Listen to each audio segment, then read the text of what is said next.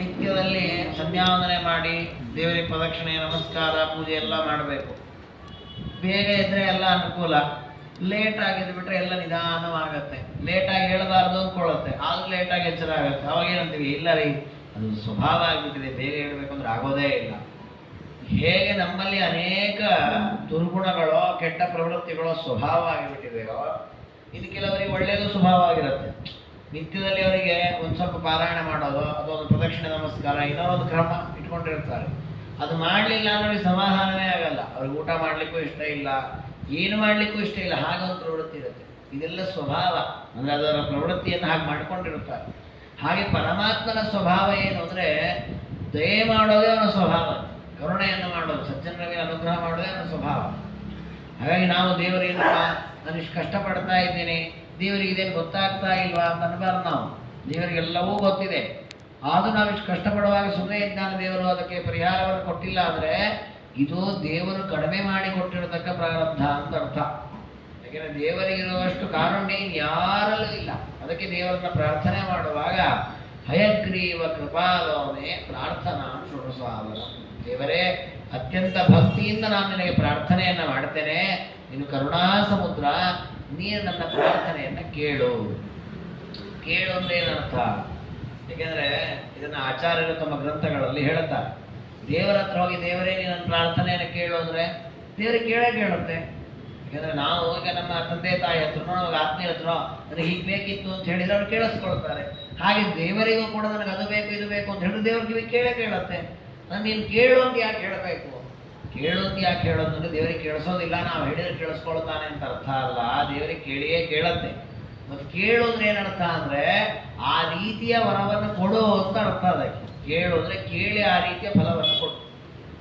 ನಾವು ಲೋಕದಲ್ಲೂ ಹೇಳೋದಿಲ್ಲ, ಏನು ಸರಿಯಾಗಿ ಕೇಳಿಸ್ಕೋ ಅಂತ. ಪುಸ್ತಕ ಕೇಳ್ತಾನೆ ಇರ್ತಾನೆ, ನಾವು ಸರಿಯಾಗಿ ಕೇಳಿಸೋದು ಮತ್ತೆ ಹೇಳೋದ್ರೇನು, ಅದನ್ನು ಆ ರೀತಿ ಅನುಷ್ಠಾನ ಮಾಡು ಅಂತ ಅರ್ಥ. ಏಕಾದಶಿ ಬಗ್ಗೆ ಸರಿಯಾಗಿ ಕೇಳಿಸ್ಕೊಂಡ್ರೆ ಏಕಾದಶಿ ಬಗ್ಗೆ ಹೀಗೆ ತಿಳ್ಕೊಂಡ್ಬಿಟ್ರೆ ಆಯ್ತಾ, ಕೇಳಿಬಿಟ್ರೆ ಆಯ್ತಾ, ಮತ್ತೇನು ಆ ರೀತಿ ಅನುಷ್ಠಾನ ಮಾಡಬೇಕು ಅಂತ ಅರ್ಥ. ಹಾಗಿಲ್ಲೋ ಕೂಡ ದೇವರ ಹತ್ರ ಪ್ರಾರ್ಥನೆಯನ್ನು ಮಾಡ್ತಾ ಹಯಗ್ರೀವ ಕರುಣಾ ಸಮುದ್ರ ಪರಮಾತ್ಮ ನಾನು ಪ್ರಾರ್ಥನೆಯನ್ನು ಮಾಡುತ್ತೇನೆ, ನೀನು ಅದೆಲ್ಲವನ್ನು ಕರುಣಿಸಬೇಕು. ಏನು ಪ್ರಾರ್ಥನೆ? ಅಯೋಗ್ಯ ವಿಷಯೇ ಸ್ವಾಮಿನ್ ಸರ್ವಥಾ ನಮನೋ ಭವೇತ್ ಚಾಂಚಲ್ಯಂ ಮೂಲತಶ್ಚಿಂದಿ ದುರಾಶಾಂ ಹರದೂರತಃ. ಮೊದಲನೇ ಪ್ರಾರ್ಥನೆಯೇ ಮನಸ್ಸಿಗೆ ಸಂಬಂಧಪಟ್ಟ ಪ್ರಾರ್ಥನೆ. ಯಾಕೆ? ನಮ್ಮಲ್ಲಿ ನಮ್ಮ ಇಂದ್ರಿಯಗಳೆಲ್ಲವೂ ಬೇಡವಾದ ಕೆಲಸದಲ್ಲಿ ಪ್ರವೃತ್ತವಾಗುವುದು ಯಾವಾಗ ಅಂದರೆ ಮನಸ್ಸಿನ ಮೂಲಕ ಹೋಗುವುದು. ಏಕೆಂದರೆ ಇಂದ್ರಿಯಗಳು ವಿಷಯ ಪದಾರ್ಥಗಳ ಸಂಪರ್ಕ ಮಾಡುತ್ತೆ, ಅದನ್ನು ಮಾಡುವಂತೆ ಪ್ರೇರೇಪಣೆ ಮಾಡೋದು ಮನಸ್ಸು. ಅಂದರೆ ಆತ್ಮ ಮನಸ್ಸಿನ ಸಂಪರ್ಕ ಮಾಡಿ ಮನಸ್ಸಿನಿಂದ ಇಂದ್ರಿಯಗಳ ಸಂಪರ್ಕವಾಗಿ ಇಂದ್ರಿಯದಿಂದ ಪದಾರ್ಥಗಳನ್ನು ಭೋಗ ಮಾಡುವುದು. ಕಣ್ಣಿನಿಂದ ನೋಡೋದಿರ್ಬೋದು, ಕಿವಿಯಿಂದ ಕೇಳೋದಿರ್ಬೋದು, ಈ ಎಲ್ಲ ವಿಧವಾದ ವಿಷಯ ಪದಾರ್ಥಗಳ ಭೋಗಕ್ಕೆ ಪ್ರಧಾನ ಕಾರಣವಾದಂತೆ ಮನಸ್ಸು. ಆ ಮನಸ್ಸಿನ ಜೊತೆಗೆ ಈ ಇಂದ್ರಿಯಗಳು ಕೆಲಸವನ್ನು ಮಾಡುತ್ತವೆ. ಅದಕ್ಕೆ ಹೇಳ್ತಾರೆ ಅಯೋಗ್ಯ ವಿಷಯೇ ಸ್ವಾಮಿನ್. ನಮ್ಮ ಮನಸ್ಸು ವಿಷಯ ಪದಾರ್ಥಗಳಲ್ಲಿ ಹೋಗೋದು ಸಹಜ. ನೋಡಿ, ಕೂತಿರ್ತೇವೆ, ಒಳ್ಳೆ ಗಂಧ ಬರ್ತದೆ, ಅದು ತಿನ್ನಬೇಕು ಅಂತ ಅನಿಸ್ತದೆ. ಒಳ್ಳೆ ರೂಪ ನೋಡ್ತೇವೆ, ಯಾವುದಾದ್ರು ಬಟ್ಟೆಗಳನ್ನು ನೋಡ್ತೇವೆ, ತಗೊಳ್ಬೇಕು ಹಾಕ್ಕೊಳ್ಬೇಕು ಅನಿಸುತ್ತೆ. ಹೀಗೆ ನಮಗೆ ಇಂದ್ರಿಯಗಳಿಂದ ನಾನಾ ಪದಾರ್ಥಗಳನ್ನು ಅವಲೋಕನ ಮಾಡುವಾಗ ಮನಸ್ಸು ಬೇಕು ಬೇಕು ಬೇಕು ಅಂತ ಹಾತೊರೆಯುತ್ತೆ. ಆದರೆ ಈ ಮನಸ್ಸಲ್ಲೆಲ್ಲ ಹೋಗ್ತಾ ಇದೆಲ್ಲ ಎಲ್ಲಿ ಹೋಗಬೇಕಿದು ಅಂದರೆ ಯೋಗ್ಯವಾದ ವಿಷಯದಲ್ಲಿ ಹೋಗಿ. ಅಯೋಗ್ಯ ವಿಷಯೇ ಸ್ವಾಮಿನ್ ಸರ್ವಥಾ ನಮನೋಭವೇ. ನಮ್ಮ ಮನಸ್ಸು ಅಯೋಗ್ಯ ವಿಷಯದಲ್ಲಿ ಯಾವತ್ತೂ ಹೋಗ್ಬಾರ್ದು. ಇದೊಂದು ಒಳ್ಳೆ ಪ್ರಾರ್ಥನೆ. ಯಾಕೆ ಅಂದರೆ ನೋಡಿ, ಮನಸ್ಸನ್ನು ಎಲ್ಲೂ ಹೋಗಬೇಡ ಅಂತ ಹಿಡ್ಕೊಳ್ಳಿಕ್ಕೆ ಆಗಲ್ಲ, ಸುಲಭ ಅಲ್ಲ ಅದು. ಮನಸ್ಸನ್ನು ನಿಗ್ರಹ ಮಾಡಿದ ವ್ಯಕ್ತಿ ಮನಸ್ಸು ಎಲ್ಲೂ ಹೋಗದೆ ಕೇವಲ ಪರಮಾತ್ಮನಲ್ಲಿ ನೆಲೆಗೊಳಿಸ್ಬೋದು. ಆರಂಭದಲ್ಲಿ ಸಾಧನೆ ಮಾಡತಕ್ಕ ವ್ಯಕ್ತಿಗೆ ಮನಸ್ಸನ್ನು ಒಂದೇ ಕಡೆ ನಿಲ್ಲಿಸ್ಲಿಕ್ಕೆ ಆಗಲ್ಲ, ಅದು ಅಲ್ಲಿ ಇಲ್ಲಿ ಹೋಗತ್ತೆ. ಅದಕ್ಕೆ ಅದು ವಾದರಾಜಗಳು ಸಾರು ಅಲ್ಲಿ ಇಲ್ಲಿ ಹೋಗಲಿ, ಅದು ಬೇಡವಾದ ಕಡೆ ಹೋಗೋದು ಬೇಡ, ಒಳ್ಳೆ ಕಡೆ ಹೋಗಲಿ ಅಷ್ಟೇ, ಅಯೋಗ್ಯ ವಿಷಯಕ್ಕೆ ಹೋಗುತ್ತೆ. ಕೃಷ್ಣ ಪರಮಾತ್ಮ ಅದಕ್ಕೆ ಗೀತೆಯಲ್ಲಿ ಹೇಳಿದ್ದಾನೆ, ಧರ್ಮ ವಿರುದ್ಧ ಭೂತೇಶು ಕಾಮೋಸ್ಮಿ ಭರತರ್ಷಭ. ಧರ್ಮಕ್ಕೆ ವಿರುದ್ಧವಲ್ಲದ ಕಾಮನೆ ಏನಿದೆ ಇದು ಒಳ್ಳೆಯದು, ಕೆಟ್ಟ ಕಾಮನೆ ಅಲ್ಲ. ನಾವು ನಮ್ಮ ಮಗು ಒಳ್ಳೆಯದಾಗಲಿ ಅಂತ ಅದಕ್ಕೆ ತಿನ್ನಲಿಕ್ಕೆ ಬೇಕಾದ ಪದಾರ್ಥವನ್ನು ಮಾಡ್ತೇವೆ. ಮಾಡುವಾಗ ಕಾಮ ಇದೋ ಇಲ್ವೋ, ಇಚ್ಛೆ ಇದೋ ಇದೆ. ಯಾಕೆ? ಮಕ್ಕಳು ಚೆನ್ನಾಗಿ ಬೆಳೀಲಿ ಅಂತಲೇ ಅಡುಗೆ ಮಾಡ್ತೇವೆ. ಹಾಗಾದ್ರೆ ಈ ಅಡುಗೆ ಮಾಡಿದ್ದು ತಪ್ಪಲ್ಲ, ಅದು ಯಾಕೆ ಯೋಗ್ಯ ಕಾಮವೇ ಅದು. ಯಾಕೆ? ಮಕ್ಕಳ ಅಭಿವೃದ್ಧಿಯನ್ನು ಬಯಸೋದು ತಂದೆ ತಾಯಿಗಳಿಗೆ ಒಳ್ಳೆಯದೇ ಅದು. ಹಾಗಾದ್ರೆ ಯೋಗ್ಯವಾದ ಕಾಮ ಏನಿದೆ ಅದನ್ನು ಬಯಸಿದ್ರೆ ತಪ್ಪಲ್ಲ. ಹಾಗಾದ್ರೆ ನಮ್ಮ ಮನಸ್ಸು ಯೋಗ್ಯವಾದ ವಿಷಯದಲ್ಲಿ ಹೋಗ್ತದೆ. ಯುಗಾದಿ ದಿವಸ ದೇವರಿಗೆ ಚೆನ್ನಾಗಿ ಪೂಜೆ ಮಾಡಬೇಕು, ದೇವರಿಗೆ ಚೆನ್ನಾಗಿ ನೈವೇದ್ಯ ಮಾಡಬೇಕು ಅಂತ ಇಚ್ಛೆ ಪಟ್ಟರೆ ತಪ್ಪಲ್ಲ, ಅದು ಒಳ್ಳೆ ಇಚ್ಛೆ. ಆದರೆ ಅಯೋಗ್ಯವಾದ ವಿಷಯ ಏನಿದೆ, ಮಾಡಬಾರದು, ತಿನ್ನಬಾರದು, ನೋಡಬಾರದು, ಕೇಳಬಾರದು, ಅಂತಹ ವಿಷಯ ಪದಾರ್ಥಗಳನ್ನು ಸೇವನೆ ಮಾಡಬೇಕು, ಆಸ್ವಾದನೆ ಮಾಡಬೇಕು ಅಂತ ಆಸೆ ಏನಿದೆ, ಅಲ್ಲಿ ಮನಸ್ಸು ಹೋಗುತ್ತೆ. ದಾರಿಯಲ್ಲಿ ಬರ್ತಾ ಇದ್ವಿ, ಯಾರೋ ದಾರಿ ಬೀದಿಯಲ್ಲಿ ಮಾರ್ತಾ ಇದ್ದ ಯಾವುದೋ ತಿನ್ನುವ ಪದಾರ್ಥ ನೋಡಿ, ಅಯ್ಯೋ ತಿನ್ನಬೇಕು ಅಂತ ಅನಿಸಿಬಿಟ್ರೆ ಅಯೋಗ್ಯ ವಿಷಯದಲ್ಲಿ ಮನಸ್ಸು ಹೋಯಿತು. ಅಲ್ಲಿ ಹೋಗಬಾರದು ಮನಸ್ಸು. ಯೋಗ್ಯವಾದ ವಿಷಯದಲ್ಲಿ ಮಠದಲ್ಲಿ ಬಂದಿರ್ತೇವೆ, ದೇವರ ಪ್ರಸಾದ ಊಟಕ್ಕೆ ಹಾಕ್ತಾ ಇರ್ತಾರೆ, ಇನ್ನೊಂದು ಸ್ವಲ್ಪ ಹಾಕಿ ಅಂತ ಭಕ್ಷ್ಯ ಹಾಕಿಸ್ಕೊಂಡು ತಿನ್ನೋಣ, ಏನು ತಪ್ಪಿಲ್ಲ. ಅವ್ರು ಬೈಲಿಬೇಕಾದ್ರೆ ಏನ್ರಿ ಎಷ್ಟು ಸಲ ಹಾಕಿಸ್ಕೊಳ್ತೇವೆ, ಅದು ಯೋಗ್ಯ ವಿಷಯ, ಅದು ಅಯೋಗ್ಯ ವಿಷಯ ಅಲ್ಲ. ಅದೇ ನಾವು ನಿಷಿದ್ಧವಾದ, ಹೇಯವಾದ, ಯಾವುದು ಗರ್ಹಿತ, ಯಾವುದು ಅಶುದ್ಧ ಅಂತಹ ಪದಾರ್ಥಗಳ ಕಾಮನೆಯನ್ನು ಮಾಡುವುದೇನಿದೆ, ಇದು ಅಯೋಗ್ಯವಾದ ಕಾಮನೆ. ಅಲ್ಲಿ ನಮ್ಮ ಮನಸ್ಸು ಹೋಗಬಾರದು. ಇದು ಮನಸ್ಸಿನ ಮೇಲೆ ನಮಗೆ ದೇವರು ಮಾಡಬೇಕಾದ ಅನುಗ್ರಹ. ನಮ್ಮ ಮನಸ್ಸು ಒಳ್ಳೆ ಕಡೆ ಹೋಗಬೇಕು, ಕೆಟ್ಟ ಕಡೆ ಹೋಗಬಾರ್ದು. ಆ ರೀತಿ ಅನುಗ್ರಹವನ್ನು ಮಾಡಬೇಕು. ಇನ್ನೊಂದೇನು ಮನಸ್ಸಿಗೆ ದೇವರ ಅನುಗ್ರಹ ಮಾಡಬೇಕು, ಆ ಪ್ರಾರ್ಥನೆಯನ್ನು ಹೇಳ್ತಾರೆ. ಚಾಂಚಲ್ಯಂ ಮೂಲದಶ್ಚಿಂದಿ ದುರಾಶಾಂ ಹರದೂರತ. ಇನ್ನು ಈ ಮನಸ್ಸಿಗಿರುವ ಇನ್ನೊಂದು ದೌರ್ಬಲ್ಯ ಏನು ಅಂದರೆ, ಒಂದು ಎಲ್ಲ ವಿಷಯಗಳನ್ನು ಭೋಗ ಮಾಡಬೇಕು ಅಂತ ಹೋಗುತ್ತೆ, ಯೋಗ್ಯ ಅಯೋಗ್ಯ ಎಲ್ಲ ಕಡೆ ಹೋಗುತ್ತೆ. ಅದನ್ನು ನಿಗ್ರಹ ಮಾಡಲಿಕ್ಕೋಸ್ಕರ ಯೋಗ್ಯವಾದ ಕಡೆ ಹೋಗುವಂತಾಗಲಿ ಅಂತ ಪ್ರಾರ್ಥನೆ. ಇನ್ನೊಂದು ಮನಸ್ಸಿನ ದೌರ್ಬಲ್ಯ, ಇದು ಚಂಚಲ. ಇದನ್ನೆಲ್ಲರೂ ಒಪ್ತಾರೆ, ಎಲ್ಲರ ಅನುಭವಕ್ಕೂ ಬರ್ತದೆ. ಮನಸ್ಸು ಒಂದು ಕಡೆ ಇದ್ದಾಗ ಒಂದು ಕಡೆ ಇರಲ್ಲ, ಕ್ಷಣದಲ್ಲಿ ಅಲ್ಲಿ ಇಲ್ಲಿ ಅಲ್ಲಿ ಇಲ್ಲಿ ಎಲ್ಲ ಕಡೆ ತಿರುಗ್ತಾ ಇರುತ್ತೆ. ಅಂದರೆ ಅದು ಮನಸ್ಸಿನ ಒಂದು ದೊಡ್ಡ ಶಕ್ತಿಯೂ ಹೌದು. ಕ್ಷಣದಲ್ಲಿ ಎಲ್ಲಿ ಬೇಕಾದ್ರೂ ಹೋಗುತ್ತೆ, ಏನು ಬೇಕಾದ್ರೂ ವಿಚಾರ ಮಾಡುತ್ತೆ, ಎಲ್ಲ ಸತ್ಯ. ಆದರೆ ಸಾಧನೆಯ ದೃಷ್ಟಿಯಿಂದ ಅದು ಬಹಳ ದೊಡ್ಡ ಶತ್ರು. ಅದು ಯಾಕೆ ಚಂಚಲವಾಗಿ ಬಿಡ್ತು ಅಂದರೆ, ಏಕಾಗ್ರತೆಯಿಂದ ಒಂದು ಪರಮಾತ್ಮನ ರೂಪವನ್ನು ಧ್ಯಾನ ಮಾಡಲಿಕ್ಕೋ, ಒಂದು ಗುಣಗಳನ್ನು ಚಿಂತನೆ ಮಾಡಲಿಕ್ಕೋ ಆಗೋದಿಲ್ಲ. ಹಾಗಾಗಿ ಹೇಳ್ತಾರೆ ಚಾಂಚಲ್ಯಂ ಮೂಲತಶ್ಚಿಂದಿ. ಈ ಚಂಚಲದ ಸ್ಥಿತಿ ಎಷ್ಟೋ ಜನ ಬಂದು ಹೇಳೋದಿದೆ, ಇಲ್ಲ ನಮ್ಮ ಮಗನಿಗೆ ಮನಸ್ಸಿನಲ್ಲಿ ಏಕಾಗ್ರತೆನೇ ಇಲ್ಲ, ಓದಲಿಕ್ಕೆ ಅಂತ ಕೂತ್ಕೊಳ್ತಾನೆ, ಸ್ವಲ್ಪ ಹೊತ್ತಿಗೆ ಬಿಟ್ಟು ಬೇರೆ ಏನೋ ಮಾಡ್ತಾನೆ, ಒಂದು ದಿನ ಇದ್ದಾಗ ಒಂದು ದಿನ ಇರೋದಿಲ್ಲ. ಹಾಗಾದರೆ ಈ ರೀತಿಯ ಒಂದು ಚಾಂಚಲ್ಯ ಏನಿದೆ, ಇದರಿಂದಾಗಿ ಅವನ ಸಾಧನೆಗೆ ಭಂಗ ಬರ್ತದೆ. ಅದಕ್ಕೆ ರಾಜನು ಪ್ರಾರ್ಥನೆ ಮಾಡಿದರು, ದೇವರೇ, ಹೇಗೆ ದೇವರೇ, ನನ್ನ ಮನಸ್ಸಿನಲ್ಲಿ ಚಾಂಚಲ್ಯ ಬರಬಹುದು, ಆ ಚಾಂಚಲ್ಯವನ್ನು ಮೂಲತಃ ಚಿಂದಿ.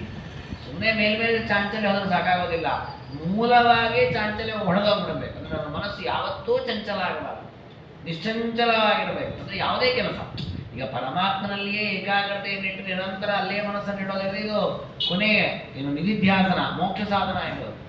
ಅದು ಬೇಡ. ಲೌಕಿಕವಾದ ಸಾಧನೆ ಮಾಡುವಾಗ ಆದರೂ ಒಂದು ಕಡೆ ಮನಸ್ಸಿಡಬೇಕಲ್ಲ. ಕೆಲವರು ಬಂದು ಹೇಳೋದಿರ್ತದೆ, ಕೆಲವರು ಕೆಲಸಕ್ಕೆ ಹೋಗ್ತಾರೆ, ಒಂದು 4 ದಿವಸ ಒಂದು ಕಡೆ ಕೆಲಸ ಮಾಡ್ತಾರೆ, ಬಿಡ್ತಾರೆ, ಇನ್ನೊಂದು ಕಡೆ ಹೋಗ್ತಾರೆ, ಅಲ್ಲೊಂದು ವಾರ ಮಾಡ್ತಾರೆ, ಮತ್ತೊಂದು ಕಡೆ ಹೋಗ್ತಾರೆ, ಒಂದು ಕಡೆ ಸರಿಯಾಗಿ ನಿಲ್ಲೋದೇ ಇಲ್ಲ. ಇದಕ್ಕೇನು ಕಾರಣ ಆಚಾರ್ಯ ಅಂದರೆ ಇದು ಮನಸ್ಸಿನ ದೌರ್ಬಲ್ಯ. ಅದಕ್ಕೆ ರಾಜರಂದ್ರು, ದೇವರೇ, ಮನಸ್ಸಿನಲ್ಲಿ ಚಾಂಚಲ್ಯ ಇದ್ರೆ ಯಾವ ಸಾಧನೆಯೂ ಮಾಡ್ಲಿಕ್ಕೆ ಆಗಲ್ಲಪ್ಪ. ಚಾಂಚಲ್ಯಂ ಮೂಲತಶ್ಚಿಂದಿ ದುರಾಶಾಂ ಹರದೂರತಃ. ಇನ್ನು ಕೆಟ್ಟ ಆಸೆ, ಅದು ಬೇಕು ಇದು ಬೇಕು ಅನ್ನುವಂತಹ ಆಸೆ. ಆಸೆ ಅನ್ನೋದೇನಿದೆ, ಇದು ಮನುಷ್ಯನಿಗೆ ಒಂದು ದೊಡ್ಡ ಶತ್ರು. ಯಾಕೆಂದರೆ ಆಸೆ, ಹೊಸದ ಆಸೆಯಿಂದಾಗಿ ಜೀವನ ನಡೀತಾ ಇರೋದು. ಆಸೆ ಇಲ್ಲ ಅಂದರೆ ಏನು ಮಾಡೋದು, ಸುಮ್ಮನೆ ಕಲ್ಪುತ್ತಾ ಕೂತ್ಬಿಡ್ತಾನೆ. ಅದು ದುರಾಸೆ ಆಗಬಾರ್ದು. ನನಗೊಂದು ಮನೆ ಇರಲಿ ಅಂತ ಆಸೆ ಇರಬೇಕು, ಆದರೆ ಅಕ್ಕಪಕ್ಕದವ್ರು ಯಾರಿಗೂ ಇರಬಾರ್ದು, ನನಗೆ ಮಾತ್ರ ಮನೆ ಇರಬೇಕು, ಇದೆಲ್ಲ ದುರಾಸೆ. ಹಾಗಾಗಿ ಚಾಂಚಲ್ಯ ಮೂಲದಶ್ಚಿಂದಿ ದುರಾಶಾಂ ಹರದೂರತಃ. ಒಳ್ಳೆಯ ಆಸೆ ಇರಲಿ, ಕೆಟ್ಟ ಆಸೆ ಬಿಡಬೇಕು. ದುರ್ಬುದ್ಧಿಂಚ ನಮೇದೇಹಿ ದುಶ್ಶಾಸ್ತ್ರಾವರ್ತನೆ ರತಿಂ ಹಾಪಯಸ್ವ ಚ ದುರ್ಮಾನಂ ದುರ್ಗುಣಂ ಮೋಚಯ ಪ್ರಭೋ. ಇನ್ನು ದುರ್ಬುದ್ಧಿ, ಕೆಟ್ಟ ಬುದ್ಧಿ. ಕೆಟ್ಟ ಬುದ್ಧಿ ಬರಬಾರದು. ಅಂದರೆ ಬುದ್ಧಿಗೆ ಸಂಬಂಧಪಟ್ಟಂತೆ ಪ್ರಾರ್ಥನೆ. ನಮ್ಮ ಬುದ್ಧಿ, ವಿವೇಕ ಅದು ಒಳ್ಳೆಯದರಲ್ಲೇ ದಾರಿಯಲ್ಲಿ ಸಾಗಬೇಕು. ಎಷ್ಟೋ ಜನಕ್ಕೆ ನೋಡಿ, ಮನಸ್ಸು ಚಂಚಲವಾಗಿರುತ್ತೆ. ಅಂದರೆ ಅವರು ಒಳ್ಳೆ ಕೆಲಸ ಮಾಡಬೇಕು, ಕೆಟ್ಟ ಕೆಲಸ ಮಾಡಬೇಕು ಅನ್ನೋ ನಿರ್ಣಯ ಸಿಗ್ತಾ ಇಲ್ಲ, ಗೊಂದಲದಲ್ಲಿದ್ದಾರೆ. ಇದು ಮನಸ್ಸಿನ ಚಾಂಚಲ್ಯದ ಪರಿಣಾಮ. ಇನ್ನು ಕೆಲವರು ಒಳ್ಳೆ ಕೆಲಸ ಮಾಡ್ತಾರೆ, ಇನ್ನು ಕೆಲವರು ಕೆಟ್ಟ ಕೆಲಸವನ್ನೇ ಮಾಡ್ತಾರೆ. ಮಾಡುವಾಗ ಗೊಂದಲದಲ್ಲಿ ಮಾಡೋದಿಲ್ಲ, ನಿಶ್ಚಯವಾಗಿ ಕೆಟ್ಟ ಕೆಲಸ ಮಾಡ್ತಾರೆ. ಇದೇ ಒಳ್ಳೆಯದು ಅಂದ್ಕೊಂಡೆ ಅದನ್ನೇ ಮಾಡ್ತಾರೆ. ಹಾಗಾದ್ರೆ ಆ ರೀತಿಯ ಕೆಟ್ಟ ಕೆಲಸ ಮಾಡುವಾಗ ಒಂದು ನಿಶ್ಚಯ ಬುದ್ಧಿ ಏನಿದೆ, ಇದು ದುರ್ಬುದ್ಧಿ, ಇದು ಒಳ್ಳೆಯ ಬುದ್ಧಿ ಅಲ್ಲ. ಈಗ ಕೆಟ್ಟ ಕೆಲಸ ಮಾಡಬೇಕು ಅಂತ ಅವ್ರು ಹಠ ತೊಟ್ಬಿಟ್ಟಿದ್ದಾರಲ್ಲ, ಇದನ್ನು ದುರ್ಬುದ್ಧಿ ಅಂತ ಕರೀತಾರೆ. ದುರ್ಬುದ್ಧಿಂಚ ನಮೇದೇ. ಈ ಕೆಟ್ಟ ಬುದ್ಧಿ ನನಗೆ ಯಾವತ್ತೂ ಬರೋದು ಬೇಡ. ಈ ದುರ್ಬುದ್ಧಿಗೆ ಕಾರಣ ಯಾವುದು ಅಂದರೆ ದುಶ್ಶಾಸ್ತ್ರಾವರ್ತನೆ ರತಿಂ. ಈ ಕೆಟ್ಟ ಶಾಸ್ತ್ರಗಳು, ಕೆಟ್ಟ ಗ್ರಂಥಗಳು, ಕೆಟ್ಟ ಜನರ ಪರಿವಾರ, ಅವರ ಉಪದೇಶ, ಅವರ ಜೊತೆಗೆ ನಾನಾ ವಿಧವಾದ ಸಮಯದಲ್ಲಿ ಅವರ ಜೊತೆಗಿರತಕ್ಕಂತಹ ಸಂಘ, ಈ ದುರ್ಜನರ ಸಂಘ ಏನಿದೆ ಇದು ಮನುಷ್ಯನನ್ನು ಹಾಳು ಮಾಡುತ್ತೆ. ಅದಕ್ಕೋಸ್ಕರವಾಗಿ ಹೇಳ್ತಾರೆ ದುಶಾಸ್ತ್ರ ವರ್ತನೆ ರತಿಂ ಹಾಪಯಸ್ವ. ದುಷ್ಟಶಾಸ್ತ್ರಗಳು ಅಂತ ಇದೆ ನಮ್ಮಲ್ಲಿ, ದುಷ್ಟ ಗ್ರಂಥಗಳು. ಆ ಗ್ರಂಥಗಳನ್ನ ಮತ್ತೆ ಮತ್ತೆ ಓದಬೇಕು ಅನ್ನುವ ಆಸಕ್ತಿ ನಮಗಿರಬಾರದು. ಅಂದ್ರೆ ಇದೇನಿದು ಹಿನ್ನೆಲೆ ಅಂತಂದ್ರೆ ನೋಡಿ, ಮಧ್ವಾಚಾರ್ಯರ ಗ್ರಂಥಗಳನ್ನು ಸರ್ವಮೂಲ ಗ್ರಂಥಗಳು ಅಂತ ಕರೀತಾರೆ.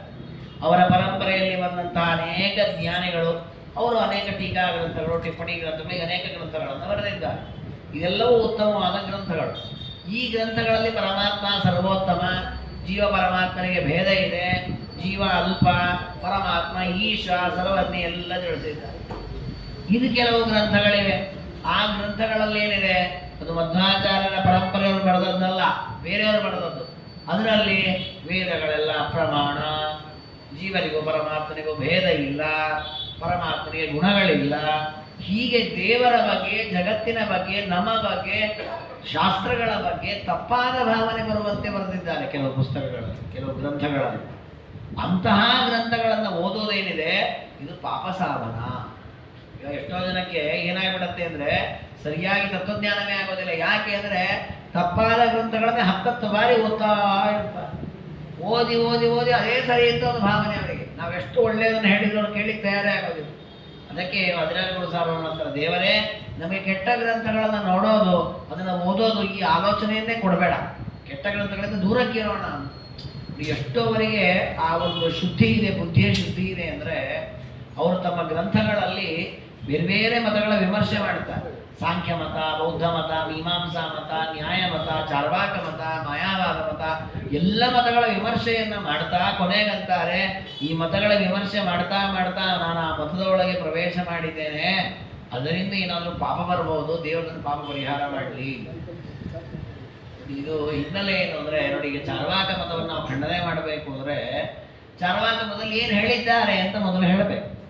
ಚಾರ್ವಾಕ ಮತದಲ್ಲಿ ಏನು ಹೇಳಿದ್ದಾರೆ? ದೇವರಿಲ್ಲ, ವೇದಗಳು ಪ್ರಮಾಣ ಅಲ್ಲ, ಇಲ್ಲಿಯೇ ಏನು ನಾವು ನಾನಾ ವಿಧವಾದ ವಿಷಯ ಪದಾರ್ಥಗಳ ಭೋಗ ಮಾಡ್ತೀವಿ, ಇದೇ ಸುಖ, ಇಲ್ಲಿ ಏನು ಮುಳ್ಳು ಚುಚ್ಚಿ ಕಲ್ಲು ಚುಚ್ಚಿ ನೋವು ಆಗತ್ತೆ, ದುಃಖ ಆಗತ್ತೆ, ಇದೇ ದುಃಖ, ಇದೇ ನರಕ, ಸ್ವರ್ಗ, ಮೋಕ್ಷ ಇದು ಯಾವುದು ಇಲ್ಲ ಅಂತೆಲ್ಲ ಹೇಳಿದ್ದಾರೆ ಅವ್ರ ಗ್ರಂಥದಲ್ಲಿ.